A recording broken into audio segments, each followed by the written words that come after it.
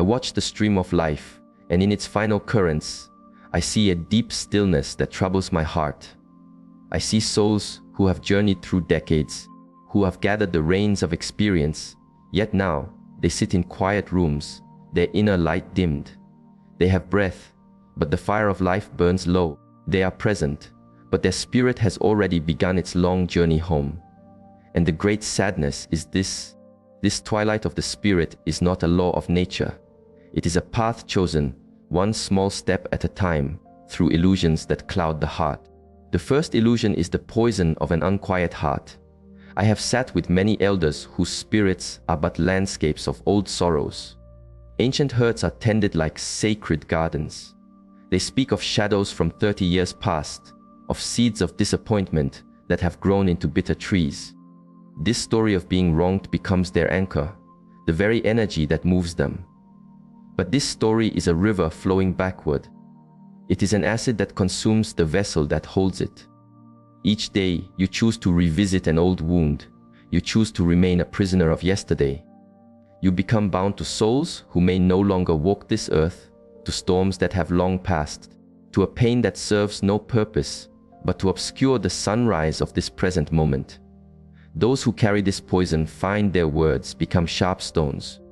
They wonder why their gardens are empty, why their well offers no sweet water, why their final path is walked in solitude. I have seen this illusion dim more lights than any ailment of the body. The vessel may age, but it is the spirit that withers first, starved of the light of forgiveness. When you hold a burning coal, you are not harming the one who gave it to you. You are only burning your own hand. You are choosing to relive the storm instead of feeling the sun on your skin. You are allowing the ghost of yesterday to occupy the house of today. The practice is not to pretend the storm never happened. It is to understand that letting go of the coal is not for them. It is for you. It is refusing to let an old echo become the only song your heart can sing. It is choosing the open sky over the familiar cage of victimhood. The second illusion is the slow closing of the gates. I watch as souls gradually withdraw from the river of life, from the warmth of human connection, whispering to themselves that they are seeking silence, when in truth, they are cultivating emptiness. They believe they need no other soul, that the dance of connection is too complex, that it is safer to be a silent mountain than a flowing river. This withdrawal is never a single choice. It is 1,000 small steps away from the whole. An invitation declined because the body feels heavy, a conversation avoided because the mind feels tired, a shared path abandoned because it recalls a time of more vibrant suns. Each step feels wise in the moment, but together they build an invisible monastery where no new light can enter. A place that keeps out not only the storms, but the sunlight, the bird song, and the life force that flows between hearts. I have seen elders who go days without the warmth of another's voice, with no one to receive the wisdom of their heart, no one to notice if the path becomes steep. They sit in spaces filled with echoes of voices that no longer visit, surrounded by portraits of gatherings from another season, slowly becoming invisible to the world long before the body surrenders its last breath. This fortress is often built from the stones of pride, mistaken for strength. I do not wish to be a burden, they say. But the unspoken truth is the fear of being seen as a stream that needs the rain, a tree that needs the earth. We are not born to be islands. We are a forest, an interwoven root system that thrives on connection, regardless of how many seasons we have seen. The elders who walk with light understand this. They invest their energy in other souls. They remain a part of the river. They know that giving and receiving are like breathing in and breathing out. It is not a choice. It is the very definition of being alive. The third illusion is the stagnant mind, the mind that has ceased its forward flow. I see elders who closed their books on the day their worldly work ended. They ceased to challenge the river of their thought, allowing it to become a still pond, reflecting only the past. The mind is a garden. If you stop tending it, if you stop planting new seeds of curiosity, it will not remain empty. Old weeds of thought will grow, ancient patterns will deepen their roots. the soil becomes hard. You become unyielding to the changing seasons, blind to new paths, unable to become more than who you once were. I have watched luminous minds become shadows because they believed learning was a path only for the young. They stopped exploring new forests of thought, stopped drinking from new streams of knowledge. They accepted the story that I am too old to grow, and slowly their own mind became the cage. The most vital elders are those who remain humble students of life until their final exhale. They learn the songs of new birds. They explore the maps of new lands. They sit with thoughts that challenge their foundations. They understand that the growth of the spirit is not measured in years, but in curiosity. It is a refusal to believe your greatest insight is behind you. When you keep the mind flowing, you keep the heart open.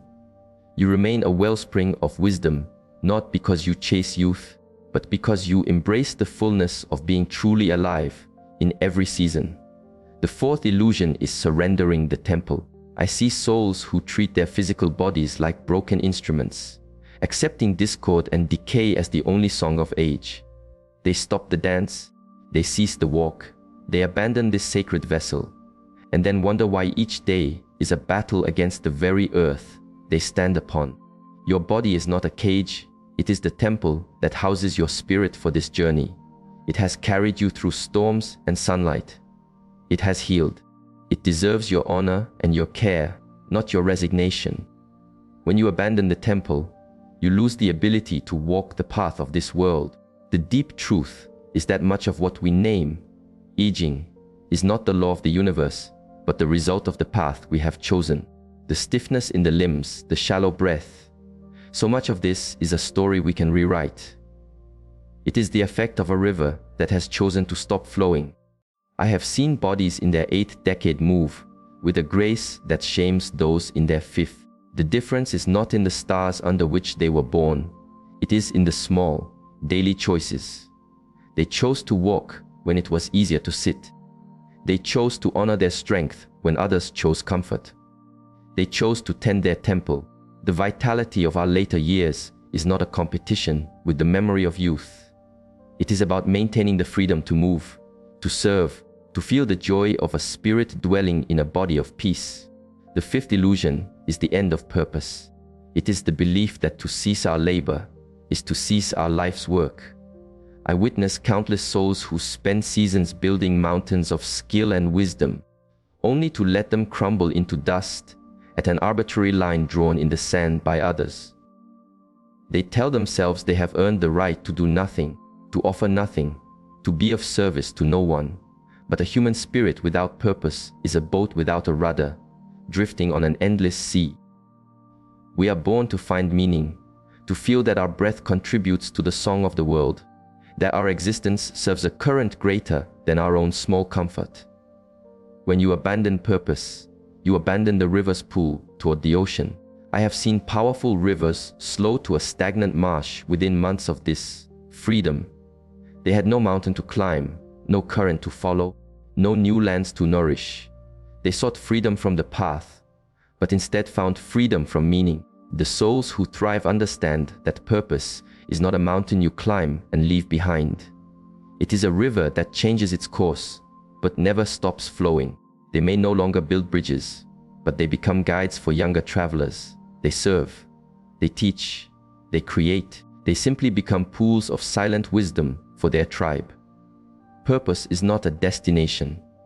It is the conscious choice to remain part of the great flow, to continue offering your unique light to the world, regardless of the season of your life. The sixth illusion is the empty sky. It is facing the great mystery of our return to the source, without a single star to guide you. As the body's seasons change and the sun of youth sets, as fellow travelers complete their journeys, as you face the truth that your time in this form is a gift with a final day, you need an anchor deeper than worldly success. I have spoken with many who spent their lives gathering stones and treasures, only to find in their final winters that these provide no warmth against the profound questions. Who am I beyond this name, this body? What has been the meaning of my breath? What is the nature of the great silence? Without an inner compass, these questions become winds of terror.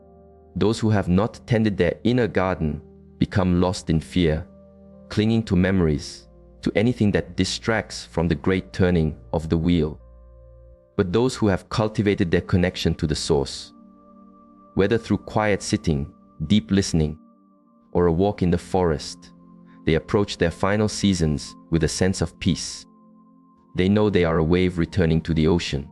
They know that death is not a wall, but a doorway. This practice is not about belief. It is about building an inner shelter of wisdom that allows you to face the final storm with courage and a quiet heart. The seventh illusion is the house built on sand.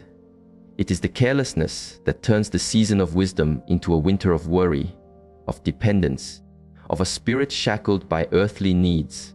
I have seen souls who commanded great rivers of wealth in their prime, only to find themselves with a dry riverbed in their old age, because they never learned to channel the flow, to store for the dry season. A foundation of peace is not about having many things, it is about having enough. Enough to maintain your stillness, your freedom, your simple ease when the body can no longer labor. It is about not becoming a weight on the shoulders of your children. It is about not living in the shadow of fear. The great sadness is that this forethought is a simple practice, but it requires the wisdom to plant a tree today for the shade you will need in 20 years. A wisdom our world of instant harvests does not teach. People live from one sunrise to the next, acquiring things they do not need with energy they do not have, telling themselves the dry season will never come. But it always comes. The quiet desperation of this worry touches everything: your body, your heart, your relationships. The elders who walk in grace have one thing in common: they learned to live with less than they had. They understood that while worldly things do not create a peaceful heart, a lack of them can surely disturb it. The eighth illusion is seeing the sunset as an enemy. It is treating our return to the great silence not as the natural completion of a day, but as a thief in the night. Our world teaches us to deny this final exhale, to fight it, to see any recognition of it as a surrender. But this battle creates the very fear it seeks to escape. I have sat with many souls at the great threshold, and the ones who feel the deepest cold are not those whose bodies are failing, but those whose spirits have never made peace with the journey's end. They have spent a lifetime turning their backs on the setting sun, so when the final twilight descends, they are met with terror. But the ninth and most profound illusion, the one that ensures a winter of the spirit, is refusing to accept that aging is not about becoming less than you were. It is the journey of becoming more fully yourself than you have ever been. It is the blossoming of all you have learned, all you have endured. It is your great opportunity to embody the final, most quiet wisdom. When you fight the river's current, you are thrashed against the rocks. When you see your changing face not as a map of your soul's journey, but as a failure, you miss the profound beauty of arriving. The souls who inspire us are not those who appear untouched by time. They are the ones who wear their age like a crown woven from starlight. They have turned their journey into wisdom, their scars into patterns of beauty, their years into a depth of spirit that only comes from having lived with an open heart.